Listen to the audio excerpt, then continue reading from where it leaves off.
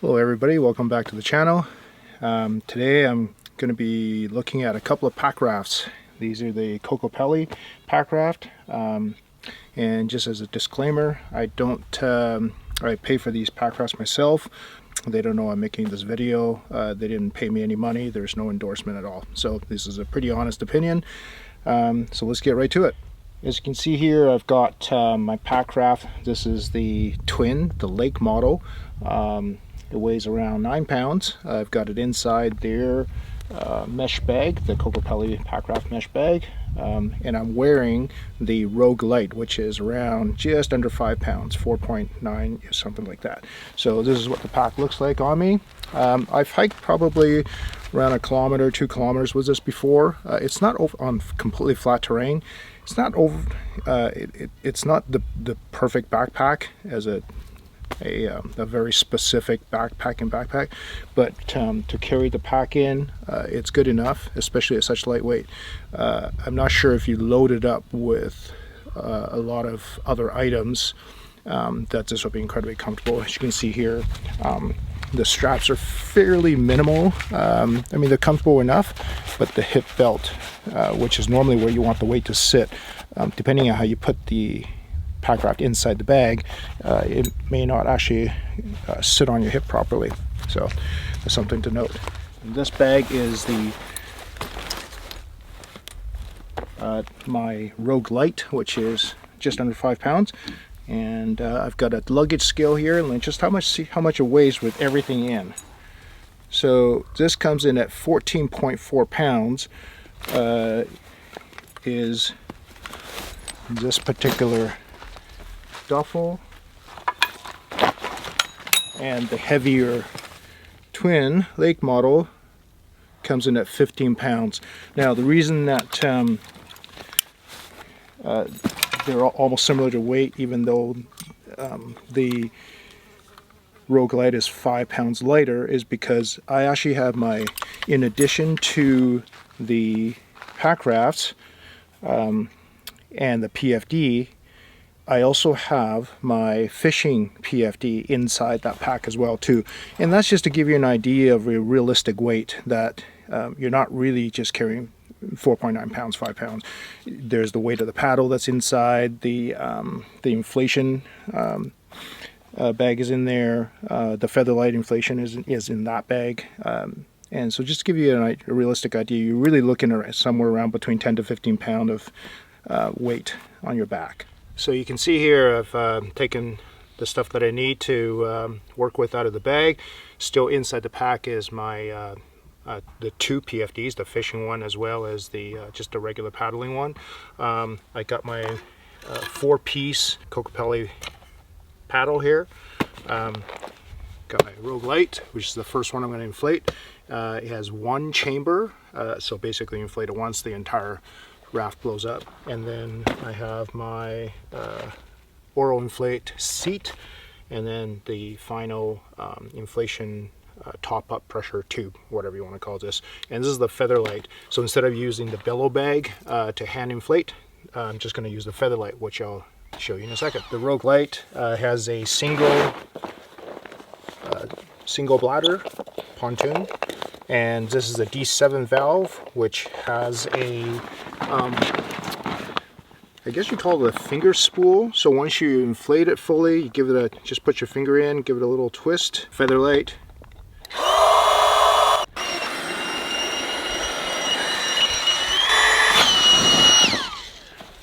So basically, when I got this pack, there's no real instructions on how to do this, what's the procedure, and I really didn't find anything online. So I didn't realize it was another camper moving into the area. There might be some noises as they set up camp, but we're going to keep going. So I didn't actually find any instructions that when I first got the raft on how to do this correctly. So what I figured out is using the Featherlight with the silicone adapter here on the output, obviously. Push that in, just rest it over the valve with the valve open, and then as soon as it kind of comes to relatively a full pressure, I pull the Featherlight pump off quickly and just put my finger in and give the little valve inside a quarter turn with my finger, which now seals it. And then take the oral inflator, push that in,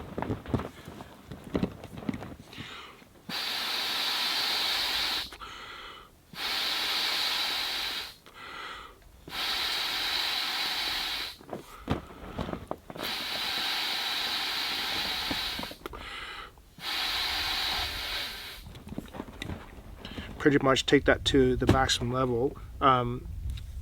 I've found that my oral pressure overcomes the needle valve inside, so I don't have to actually touch it again, and that just pulls off. And then this cap here is an accessory. It's the solar powered pressure indicator. Screw that on.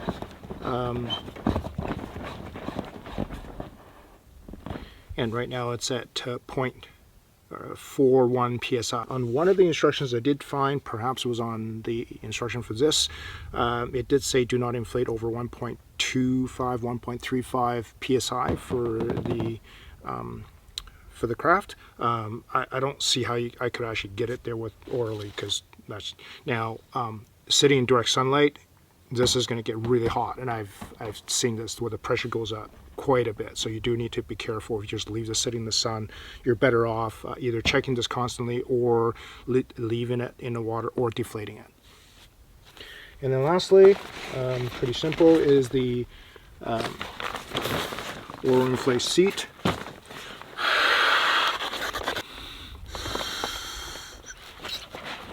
And that's it. And this straps in.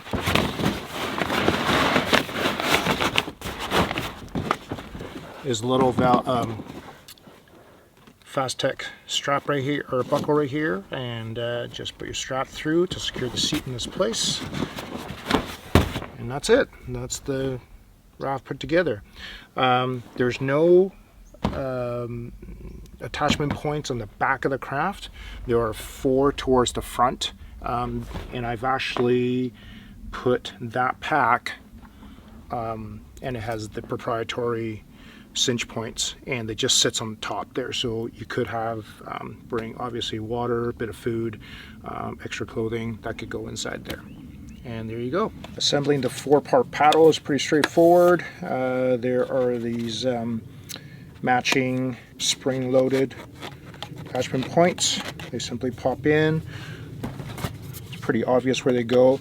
The middle section has a 3 adjustments, so if you want your blade more effective for a wind, you can turn it one way or the other. And last piece goes on, and that's it. Pretty lightweight, very effective paddle. So this is the twin model. It's just over 9 pounds, and this is about as small as I can get it, which is not as small as you would imagine actually, but works well enough. The Rogue Lite holds 275 pounds of weight, and the twin holds 300. So again, the twin model has 2 bladders, and I'll inflate the one side. And when this is a complete brain fart on my part, on the twin model, when I ordered the accessory solar PSI pressure caps, I completely forgot there's actually 2 caps on here for each of the pontoon, so I only ordered 1. So when you're ordering yours, make sure you get 2.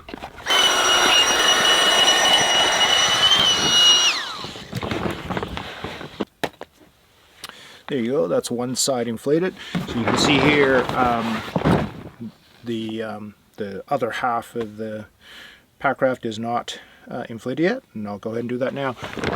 Just to show you what the stock pressure cap looks like, it simply looks like just a black cap without the solar indicator on it. So the differences between the 2 packs. So obviously this particular holds 300 pounds instead of 275. This is an accessory, I think. and it's your backrest, which allows you to kind of sit a little forward, a little more weight forward. I would imagine if you're loaded in the front, which I haven't done this yet, if you're loaded in the front with weight, then you can slide further back and lean against the back, which is what I do with the Rogue Lite. It has no weight support, and I simply just lay back, and I find it very, very useful.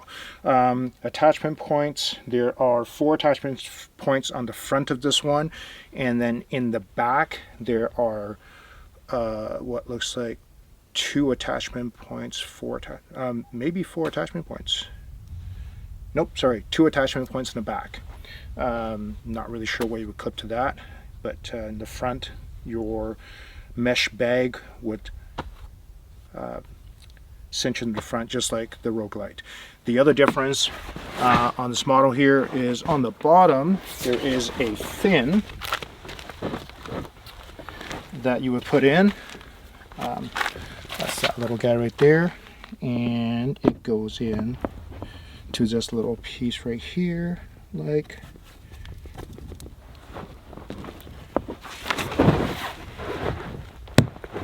little click, and it goes in. So this one here, I've been paddling the Rogue Lite pretty much exclusively. My wife paddles this one over here, but today I'm going to paddle this one, and just to see what it feels like as far as the difference goes, as far as steering. But with the Rogue Lite, you do have to make sure you're paddling using your paddles on the left and right side to maintain a straight course. This one here, you got the fin on here, and potentially it works, keeps you more in a straight line. But I don't paddle this one very often. In fact, I've only done it once, so we'll try that again today and see what see what it looks like. So with the I'm going to take both crafts out and just do a few paddle strokes here, and I'll try to show you guys what happens with so first of all, how I found effective for me to get in and out. It's kind of gross here with all the reed and super muddy, but I'll try to get in as gracefully as I can, and I'll try to show you guys what happens when I'm paddling and how the twin model with the rudder on it, it just perhaps keeps you a little bit straighter. All right, here we go.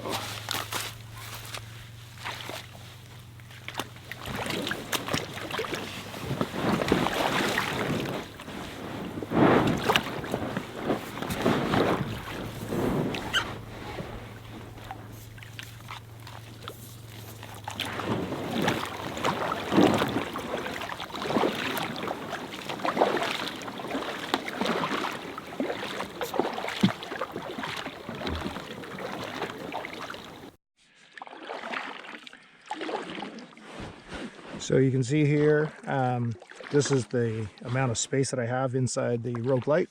I don't have extraordinarily long legs, and if you did, I mean, sometimes I paddle like this with my leg bent, just more relaxed. I'm leaning right back, and when I do you can see here as I do my paddle stroke,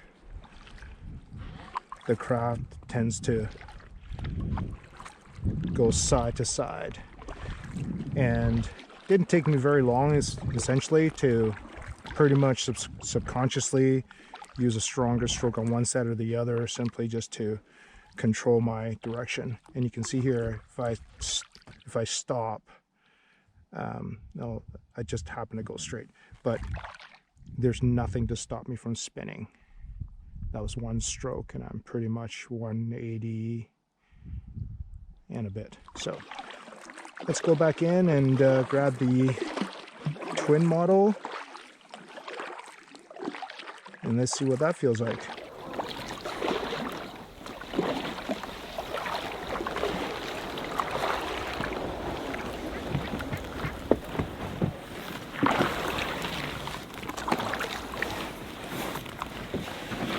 And you can see here, for me to get out, I turn myself sideways. I use my paddle, just kind of push down on the craft, and that's it. So really the only part of me that gets wet is my shin downwards. Let's grab the other one and see what that looks like.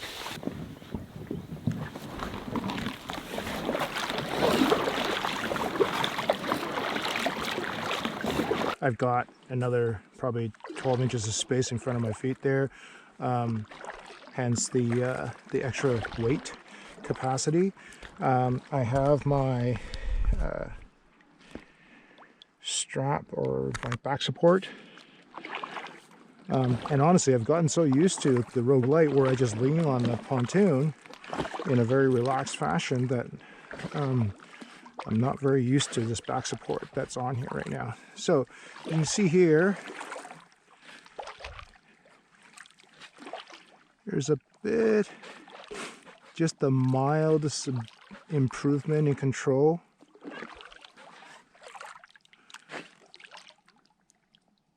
Yeah, with a single stroke, I sort of, yeah, I guess I still do turn 180.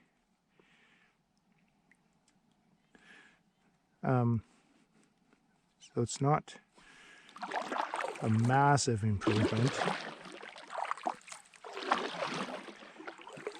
Let's try that again. So I'll just try to go gentle this time.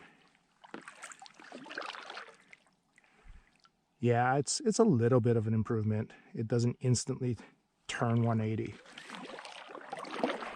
All right, let's go back in.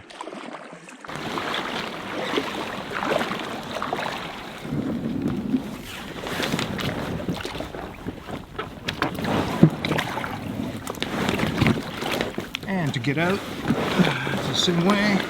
Turn myself sideways, step out, and that's it. I'm going to show you guys one more thing, and that is how to deflate the rafts with the feather. So to put away the raft, you pretty much do this in reverse. You pull out your seat, obviously deflate that, and then with the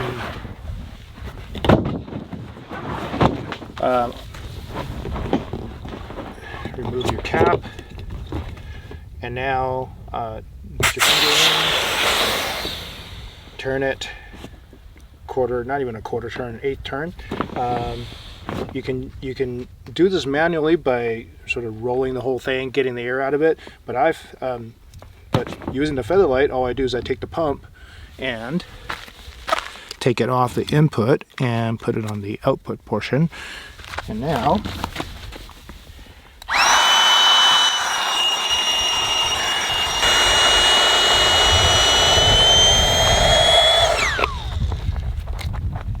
you can see here, this is about as tight as you can make it as it was coming from the factory. So obviously you want to make sure your pack raft is dry before you put it away, but I'm actually going to go for paddle again. But just doing this to show you guys, and you can roll that just a little bit tighter, but that's about the package that it becomes. So not overly small, but not overly big for sure. If I'm putting it away, and inflations, this little Feather Lite inflator is awesome. Apparently it's good for 60 inflations, USB charger, and there you go. So again, I wasn't paid for this demonstration, product review, whatever you want to call it, but I just thought it would be fun just to show you guys what I found out about this. So I pretty much always have these because they just don't take up enough, or they don't take up very much room. So I pretty much always have them in my truck, get to a lake, go for a paddle, maybe get over to see something on the other side, which I've done on several trips now, where it's like, oh, look at that cabin on the other side, or that patch of grass, or maybe something on the other side. It'd be kind of worthwhile to go explore. So minimal weight, minimal space, and I do have a 16-foot canoe, and to get it on and off the truck camper, well, it's not a huge deal, but the reality is I have a pop-up camper, as some of you guys know, and if it's on top of my camper, my canoe, if I'm not canoeing but I'm still camping, I need to get the roof up and down, which is obviously less than ideal.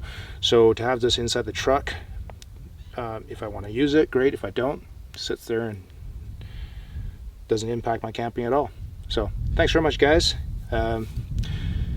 give me a thumbs up or comments or subscribe, and let me know what you think of these pack rafts.